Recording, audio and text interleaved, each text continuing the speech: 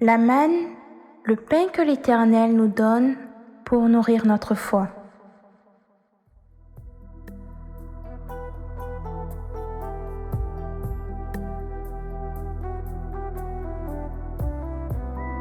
Shalom, shalom, bien-aimé du Seigneur Jésus.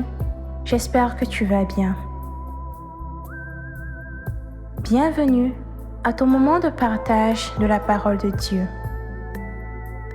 Nous prions le Saint-Esprit que le message de ce jour porte du fruit en toi et que ce fruit demeure au nom de Jésus-Christ de Nazareth.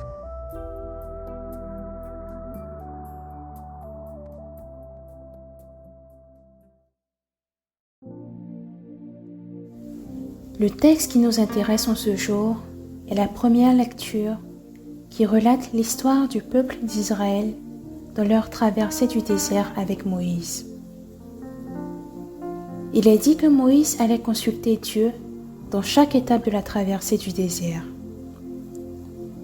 Cette attitude est sûrement l'une des choses qui lui ont permis de pouvoir conduire le peuple d'Israël à l'entrée de la terre promise. Le passage précise que les rencontres se faisaient à chaque étape de la traversée. En ces jours-là, à chaque étape, pendant la marche au désert, Moïse prenait la tente et la plantait hors du camp à bonne distance. Exode 33, verset 7.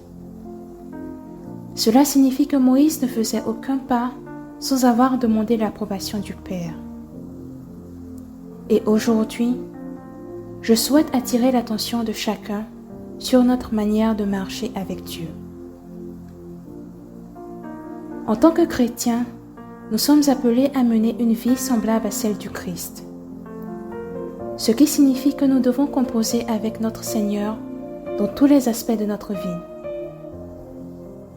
Il est important pour nous de faire comme Moïse, c'est-à-dire de demander l'approbation et l'orientation de Dieu, car comme lui-même le dit, « Je suis le chemin, la vérité et la vie. Nul ne vient au Père que par moi. » Jean 14, verset 6. Nous devons avoir ce réflexe de demander au Seigneur de nous guider, et cela dans tous les aspects de nos vies.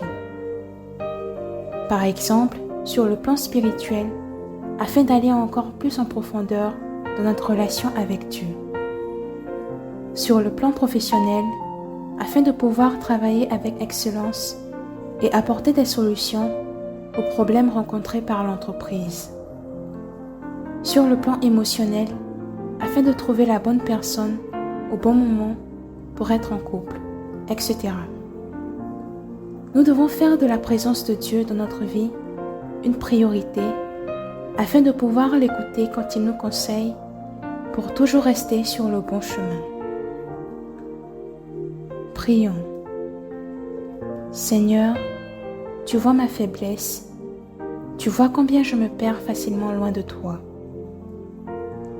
Aide-moi à te faire confiance afin de te laisser me guider selon ta volonté, selon ton chemin. Amen. Dieu te bénisse. La manne, le pain que l'Éternel nous donne pour nourrir notre foi.